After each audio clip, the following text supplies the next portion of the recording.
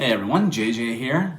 Coming back to you from the dungeon. Just messing around a little bit, you know, playing with light colors. Like whatever. I got too much time on my hands, so I'm getting away from messing around with those, and thought I'd sit down and do a couple Babble videos. And it's been a little while since I've done any of these, so I've had some anniversaries of things, and I've been listening to a lot of music. Haven't been playing a lot of drums lately. I'm still working through an injury that I have, so sitting down every now and then and just kind of just keeping the wheels greased, let's say.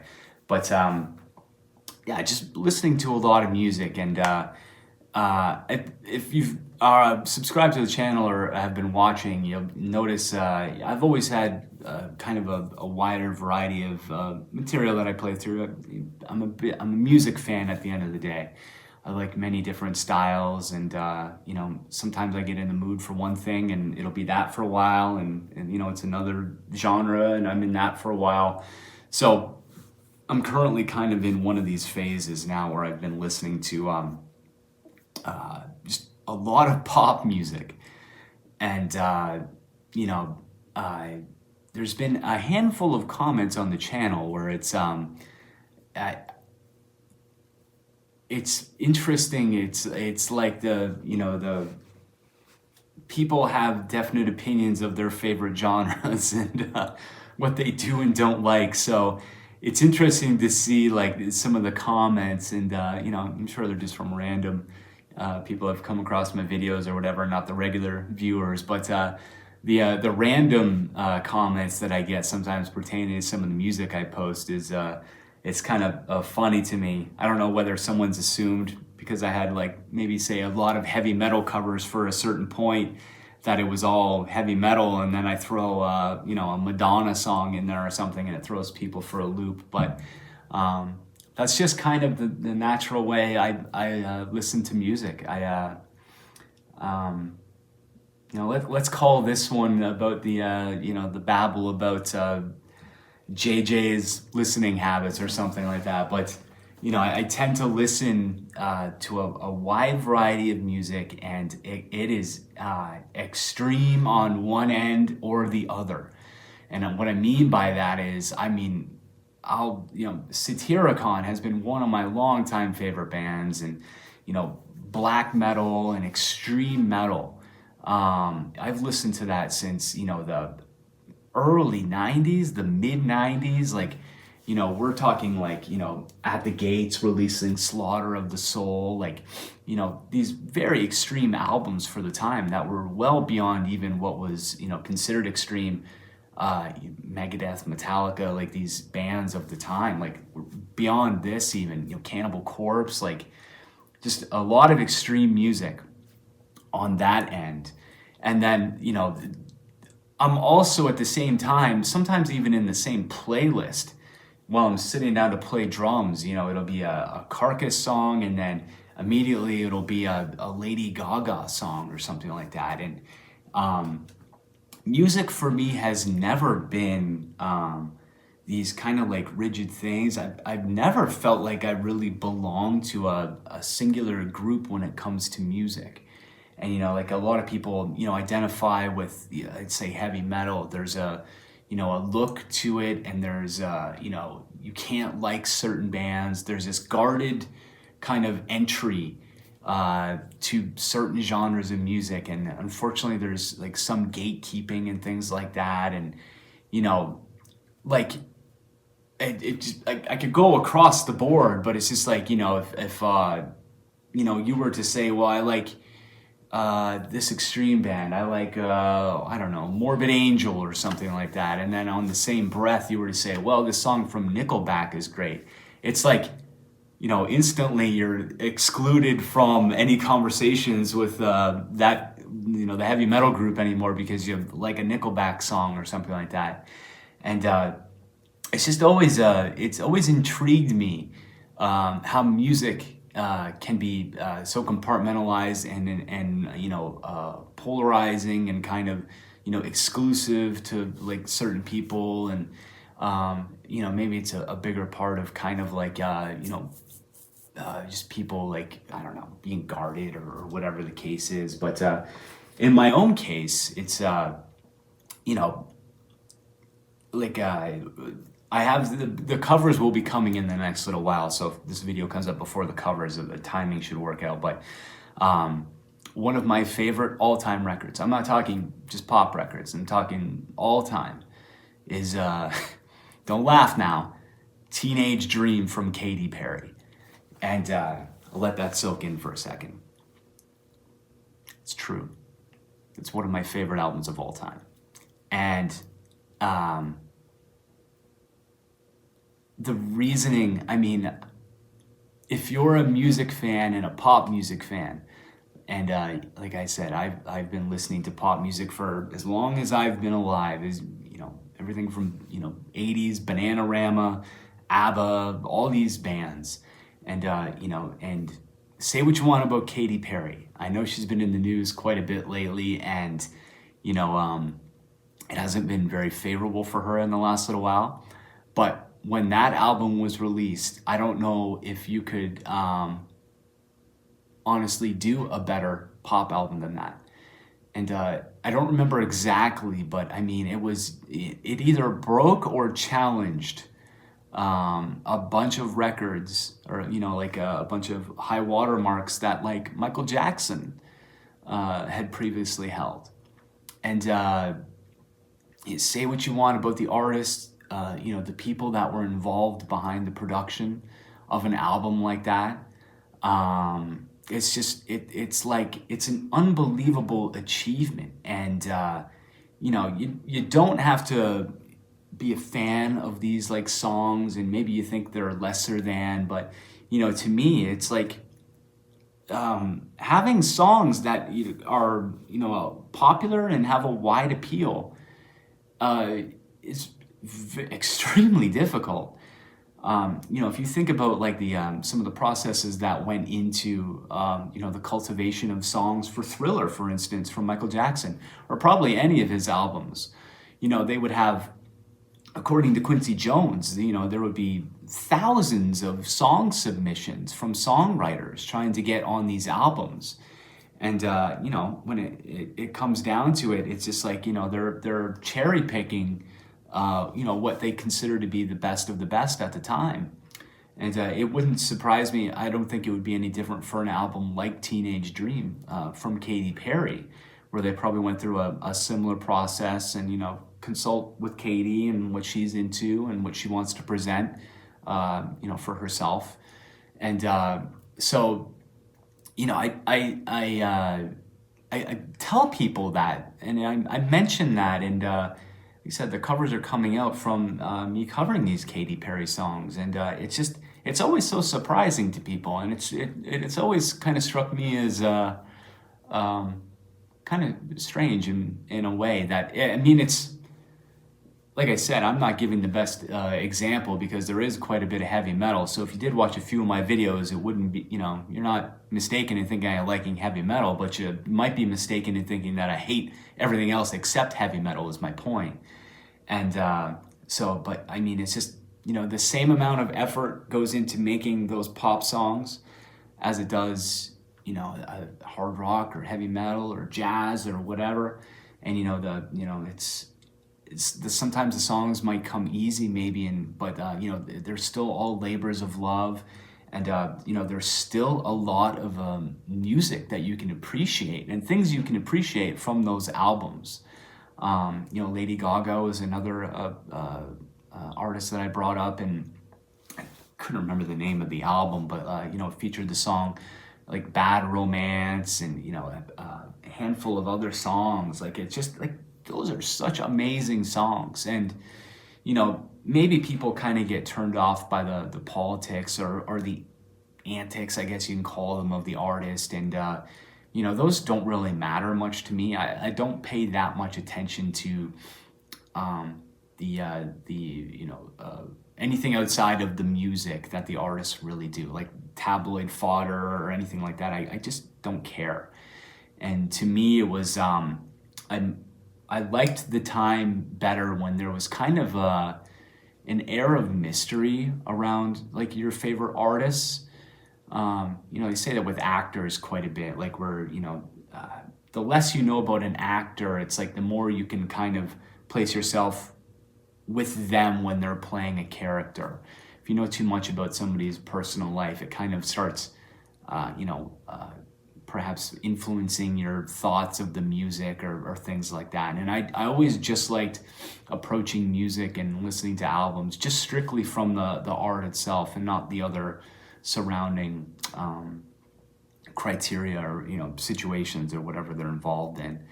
And so when I was getting into Katy Perry, there was a big kind of is 2008, 2009 is when I remember kind of hearing her first material from, I guess it was probably her debut album, and just unabashed like bubblegum pop, which I have no shame in saying I'm a fan of. Whatever. It's not tough. It's not cool. I don't care. It's just I like it. What are you gonna do? You like what you like, and so I mean, I'd be listening to these albums like Kelly Clarkson's album, Avril Lavigne's albums, listening to all this stuff in the same playlist as I'm listening to Gojira or Meshuggah or something, like these very, very polar opposites. And there's also a lot of stuff I listen to in the middle that's much less extreme on one end or the other, but just just highlighting a point where it's interesting to see. It's the comments I'm getting on some of the YouTube videos aren't even necessarily about my bad playing. It's literally just about the song, or like why would you choose to play that kind of thing. And it's more these critiques of my music taste, I think, more than my actual playing. I don't know which one hurts more. Maybe they both hurt, but anyway, it's just I've been thinking about it a lot now, and I know there's a lot of people that listen to a wide variety of things, and one of my all-time favorite bands is Def Leppard, and I thought they were always the best at navigating pop music sensibility with rock and roll attitude, and they very like on a very amazing level are able to walk that line, where the rock and rollers don't necessarily turn their nose up at it, but you also have like appeal to young women at the time and kids and like all that kind of stuff. And it's always that way too. It's like when things become more popular or things are considered popular, there's always a certain demographic that'll turn its nose up at it, sort of thing. But I've never been afraid to fly the flag of pop music, and even in the 90s, like dance pop. Recently just did like an Aqua song, like it or not, the Backstreet Boys had some great songs, like at the end of the day, these are amazingly well-written songs. And whether you think it's cheesy or whatever it is, it's just like, at the end of the day, what's the difference between a Backstreet Boys, like I Want It That Way, or like a love song that was written in the 70s by like Todd Rundgren or something like that? Like, it's still a love song. Maybe someone has an issue because perhaps the guys in the Backstreet Boys didn't write it. And I would make the argument that probably a lot of songs that you might like weren't written by your favorite artist either. But that's neither here nor there. That's a subject or a discussion for another day. But yeah, it's very interesting, and I'm always fascinated and welcome of comments, because sometimes it's a bit of an eye opener to kind of hear these things, and I'm kind of very much in my own world when it comes to listening to music, and I love coming by recommendations kind of organically, and if you're listening a lot to one thing, YouTube is great at recommending something similar or along those lines. And but yeah, pop music doesn't even necessarily have to be of the current era. I actually don't really listen to pop music of the current era. When I'm talking about it, I'm talking about like pop can be as far back as, what was popular in the 60s, like the Beatles, or was popular in the 70s.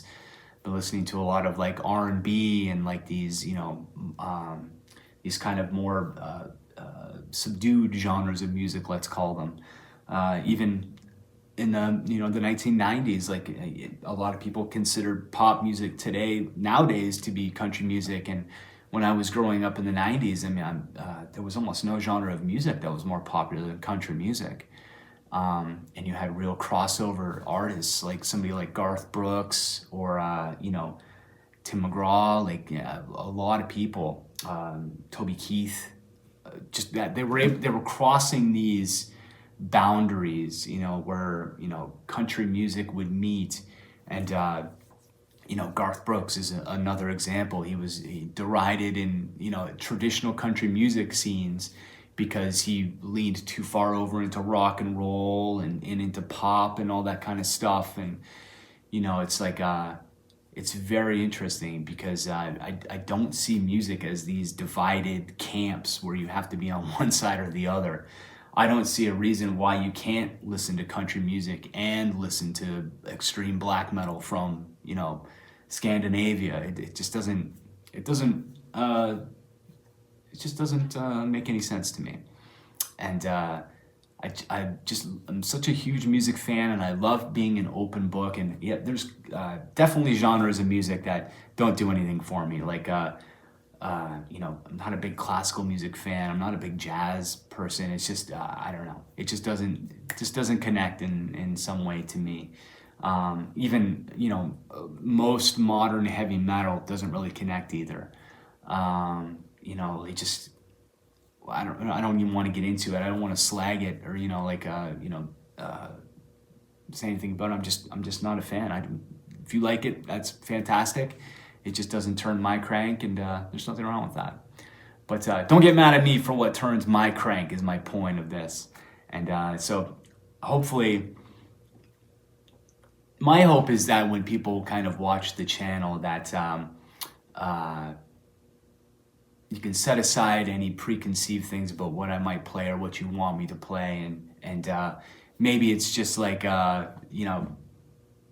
take in the weirdness and the eclecticness of my musical taste. And ultimately, at the end of the day, I mean, it might sound selfish, but the channel is kind of it's for me as well to kind of exercise these things I like, and so I occasionally get the odd request for songs, and sometimes I just apologize. It's just I'm not a fan. If I'm not a fan of the song, I don't see much sense in trying to kind of sit down and play it or learn it. It's just like a waste of time for me.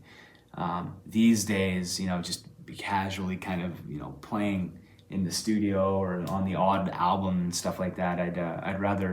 I'd rather spend my time playing things I like than trying to learn music I don't really care for, or a song I don't particularly care for, or something like that, just to appease somebody at this point. So call me selfish if you want, but I'm making 20-minute videos talking to a camera, so I'd say it is a selfish endeavor at the end of the day. So hopefully people can understand, and I think most people do. But I just wanted to kind of take a video and take a moment and just talk about my kind of thoughts of music and what I like, what I listen to, where I come from, musically speaking, with my choices in the covers. You can probably tell from the videos if you've watched any. It's usually a session where I'll spend a few hours just playing music and recording songs, and those are the videos I'm posting.